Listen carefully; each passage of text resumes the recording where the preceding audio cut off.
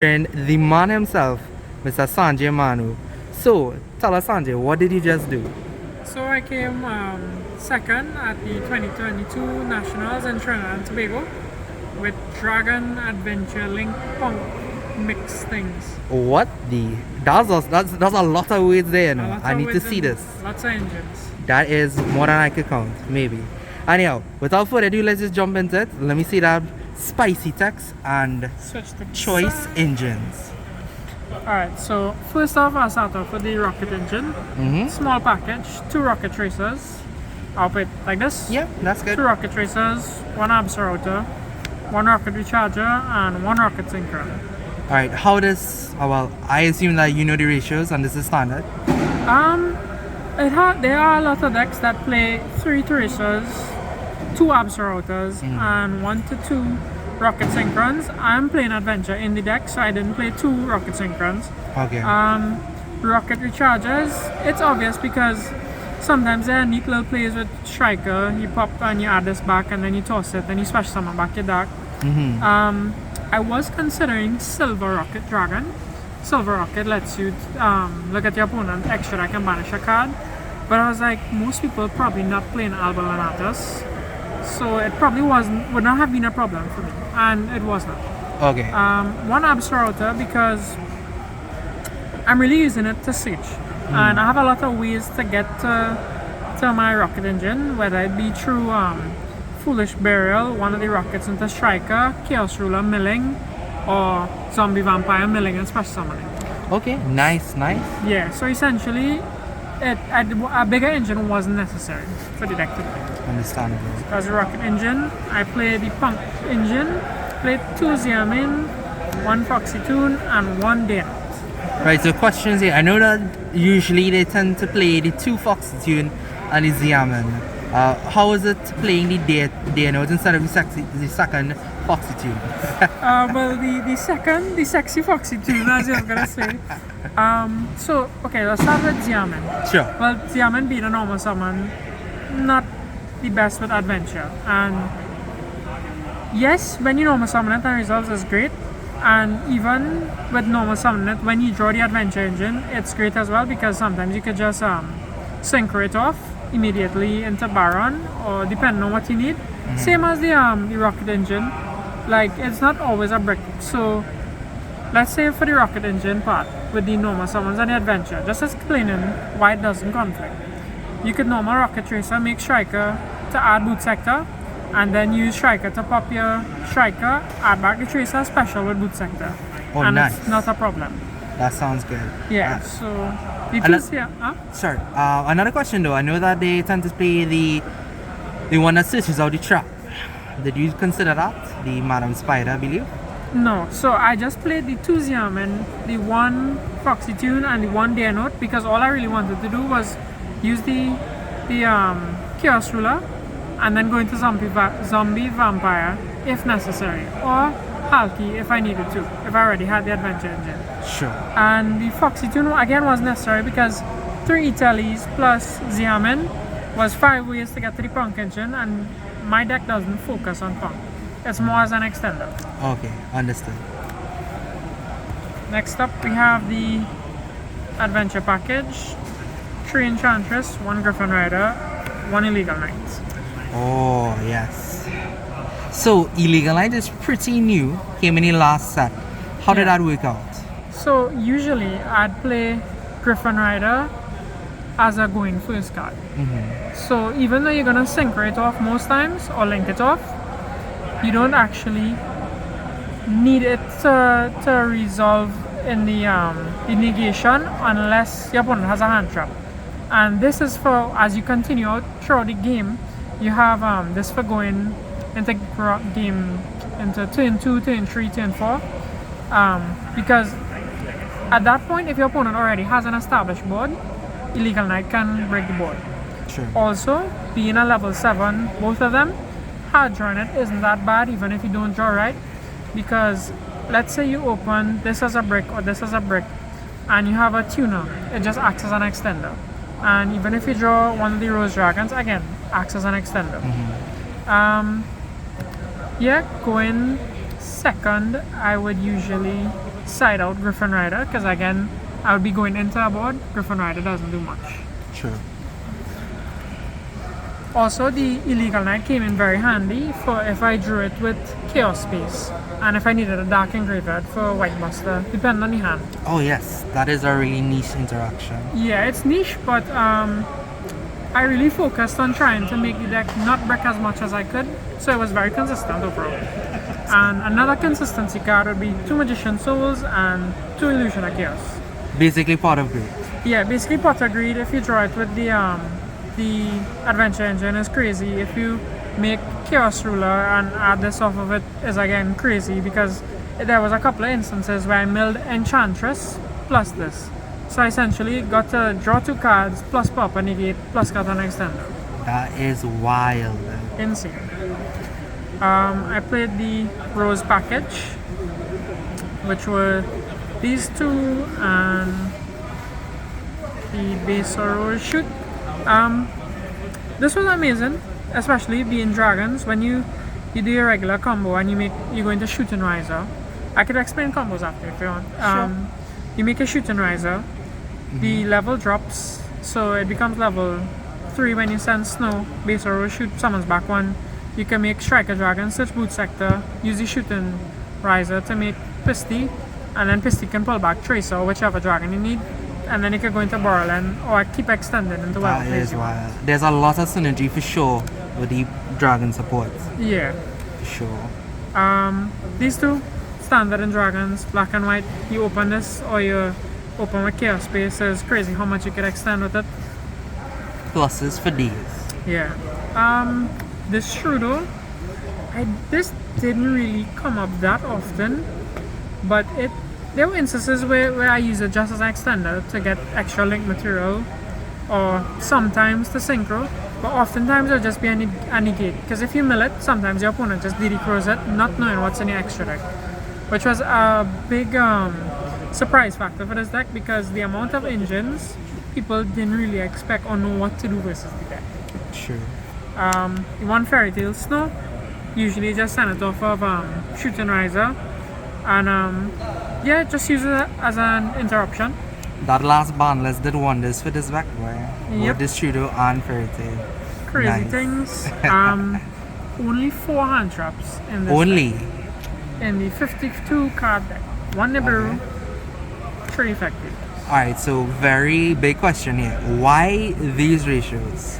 So, Nibiru was just used. I expected a lot of Salamandry being a cheap deck, and we were coming out of not having that since Salamandry format in 2019. So I said Nibiru is strong, but my deck can also handle Salamandry, and this is also good versus Sword Soul and combo decks. Effect Villa, I expected a lot of Flouanderies. Effect Villa is very strong versus Flouanderies. It works well against Despair as well, and most decks even Sword Soul.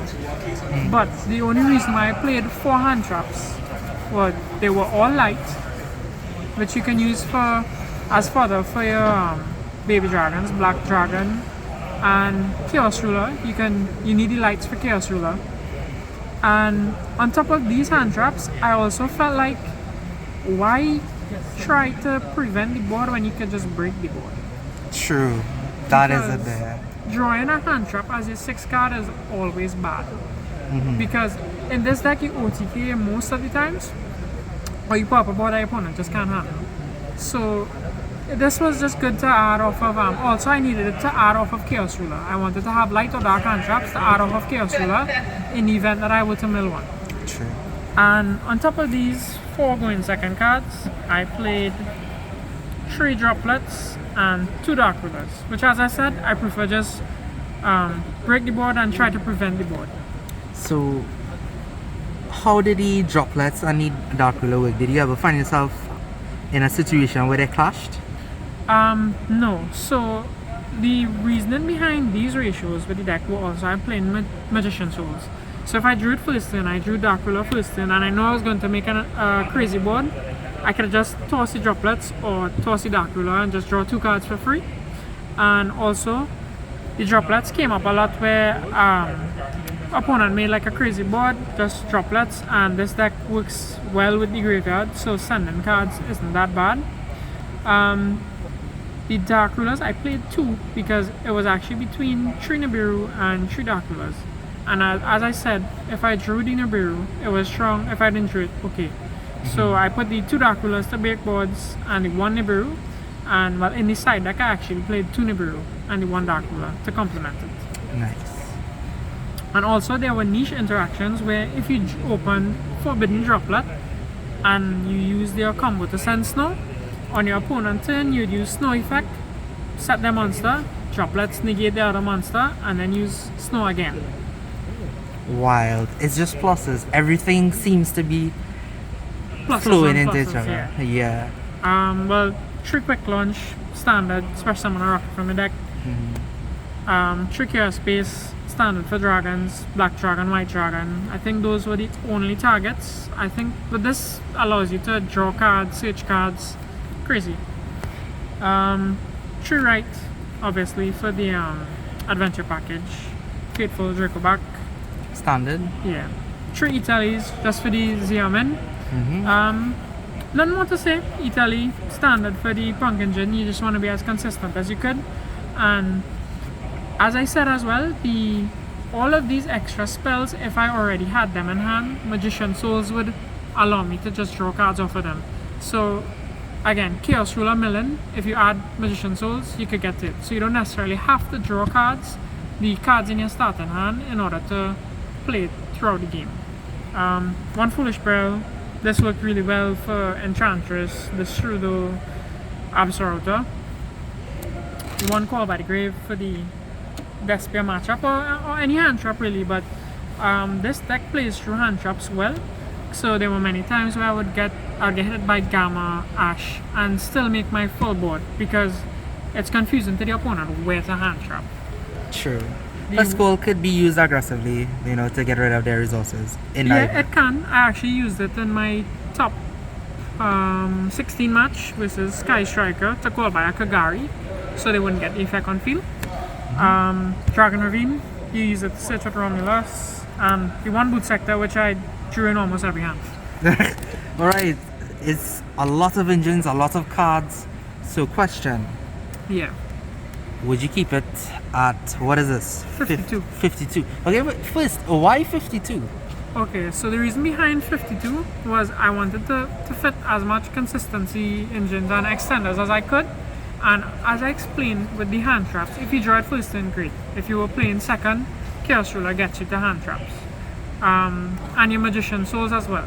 So I decided on the 52 because I didn't want to carry it to 60, which I did previously with Dragon Link that weren't playing these many engines. I would play 24 hand traps in that build.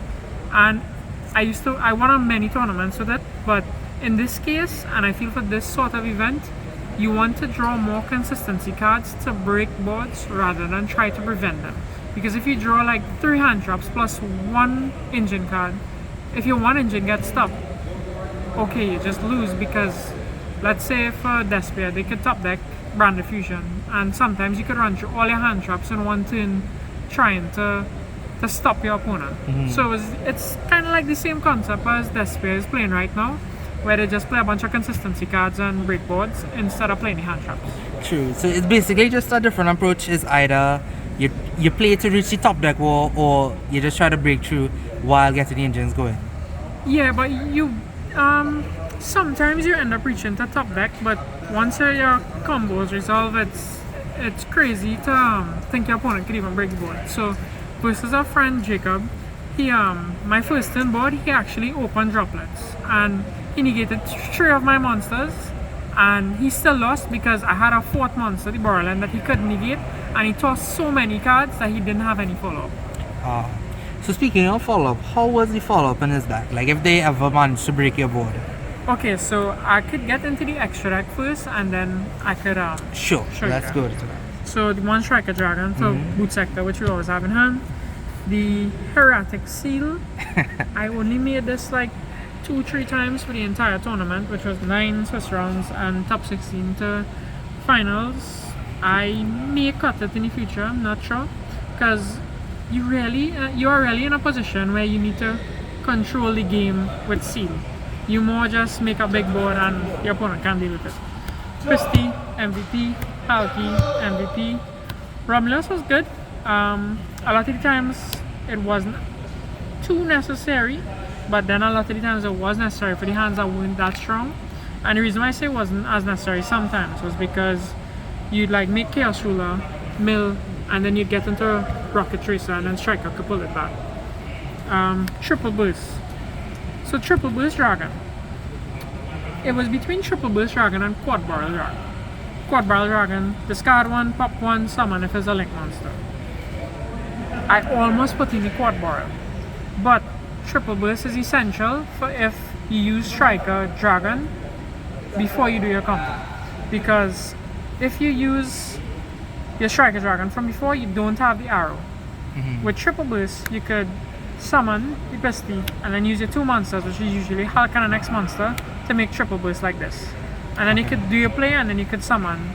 You summon one and then you make Borrelet. Right. Or if you have Rocket Tracer, you just pop the summon.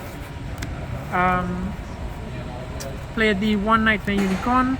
Didn't come up too much, but it was necessary for floodgates, breaking boards, and this would flow into Access Code Talker. I actually summoned this once or twice. I summoned it twice. Both games I summoned it, I won, but it was necessary because one time it got impermed, and while the other time it was great. Borderland Dragon. I don't think anyone destroyed this today or yesterday. Even when they used Droplet, the boards were so strong that they couldn't cross every monster on the board most times, because when you end on your combo, you end with snow, so it's another interruption or field.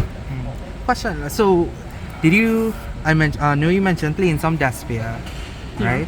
Weren't you afraid of the new fusion that came out recently, Albal and Atos? No, because a lot of people think Dragon Link isn't strong right now, and because of the Lunatus. But because people think it's not strong, they're not going to play Lunatus. So why worry about it if they're not going to play it? Yes, Super Polywars is strong versus my deck, but if I know you're playing Despair, I would try to do the Baron plus Borland. And if you don't open if you have to use Quiritus and Mirage to cross it if you don't open Super Poly, because Quiritus could drop it and then you could run all your monsters into it and just OTK me by just being on the field, but it could negate one, and then with my other negates on board, it's very hard for you to end up reaching that point. Understood.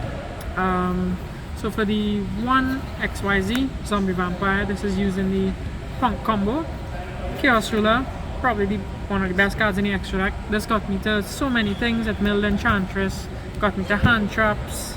Not much more to say about this. Staple in the deck. Savage, another staple that you use to pop your negates. Hot Red, won me many games. Actually won me my top 16. No, my top 8 game 2.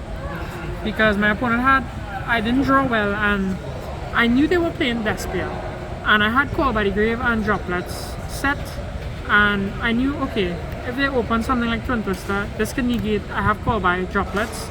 And what ended up happening was he drew the Duster, but he used Foolish Bell to send Tragedy first, because he was thinking they were chainables, traps like Dimension Barrier. Call by the Grave, the Tragedy. And then he played the Duster. I said okay. Then he played Branded Lost, thinking I would have used this on the Lost, but this negates effects, not activation. So when he played the Branded Fusion, I used this and he just lost. Read your cards, guys. Yeah. Baron, staple with this deck, and Shooting Riser.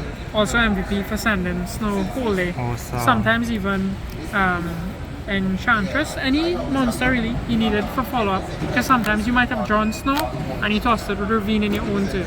Okay, interesting. And, yeah, you were asking me about follow-up. So yes, as I mentioned that, if you draw a brick, you can toss the brick because you discard a lot of cards in your deck with Ravine. Or even Fateful Adventure. And then these cards sets up your follow-up for next turn. So if you draw the Snow, you toss it and you send something like Water Enchantress with this instead, or even the Shudo. The Chaos Ruler, most times I do not use Chaos Ruler effect to summon back in the same turn that I summon it. So again, 3000 body just on board. That could come back at any point.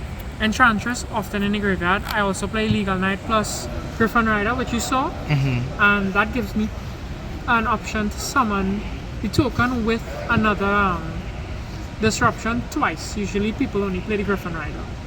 Another form of follow-up was again the Fairy Tale Snow, always following up with that. Borderland is also a follow-up. So sometimes you would have Borderland. You would summon back your Chaos Dragon Ruler, then you'd use Borderland to negate Ruler, summon back Tracer from the graveyard, use Tracer to pop one of your face-up cards, summon Recharger, and then go into Borrowload. So then you essentially have OTK with just those cards. Oh wow. Well, last we have the side deck, I believe. Okay, the side deck. As I explained before, it was between 3 Nibiru and 3 Dark Ruler. I choose to play Dark Ruler in the main deck to out the punk boards, so even the punk boards, they would end with Halki plus Dagda. And you need to go into main phase for the, what do you call it? For Halki effect. Correct. You could just play the Dark Ruler and the site is there. Correct. So these two, Token Collector, I played it for Ratcha, this guy right here. And all the other Sword Soul players, I did not play any Sword Souls. You usually send this off a shooting writer. Delicious. It's not necessary to play any more than this, and the deck handles a lot. We're going to the spell cards now. 2 Twin Twisters, Mystic Mind decks, Flouanderies, end up losing to Flouanderies in the finals. But it worked. That guy over there. When I played against Flouanderies, worked well. Awesome. This actually worked really well against the LH matchups, but I'll explain the matchup just now. Dark Ruler, again, same ratio explanation with this. 3 anti-spell and 3D barrels. So this was for the Despia matchup, which was, even though I wasn't too afraid of it, it was still worrisome as one of the stronger decks versus my deck, because they could like normal summon Albaz and Fuse, playing all these dark monsters and whoever. True. And so when I go first, and I also have any Souls Engine as draw power, having these 6 cards, a lot of the times you win once you draw it. And I'll explain on my matchups how it went. 3 evenly matched just for breaking boards. The explanation with evenlies to Twin Twisters was that I play the Adventure Engine. Adventure Engine breaks a lot of floodgates, Mystic Mine as well. True. Draco back. Twin Twister at 3 wasn't necessary because I could just break your board with evenly and then Twin Twister the last card or use Draco back on the last card. No problem there. So that's the deck profile and 2 tokens. I don't know who this is, but this is this guy over here. Yeah, 2 drama tokens. Awesome. Right, so another question now. There's a lot of engines, a lot of things going on, and with your performance so far, you think you need to make any changes? Any cuts? Possibly the Hieratic Seal might have been a cut from the deck. Only came up once or twice, never used the effect. Okay. Actually, I used the effect once and it wasn't necessary. Alright. Sounds good, but how was your overall enjoyment on playing with it? Like, is it a fun deck? Is it technical? Insane deck, very fun, very technical. No one locally plays the deck, no one really understands the deck, no one knows how to function with the deck, and a lot of people don't even know how to play against the deck. True, I just saw the cards and I still don't know how to. Yeah, because it looks like a deck that might brick, but in theory, so I play tested with this guy over here, this guy, and some of the other members of LM, and the deck before was not working that great. But I went home after being in Lopino and all these other places like 12, 1 o'clock in the night, and I theoried it out instead of practicing. And I came up with the ratios and I actually added the punk engine 10 minutes before the tournament started, yeah. And again, just theoried it out. I was like, okay, this would work in theory, and worked out well.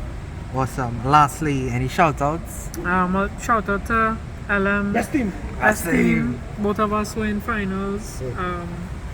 Who else well, yeah? This guy won the tournament. Congrats. Big up. 7 of our members were in top 16, and well, we were in finals.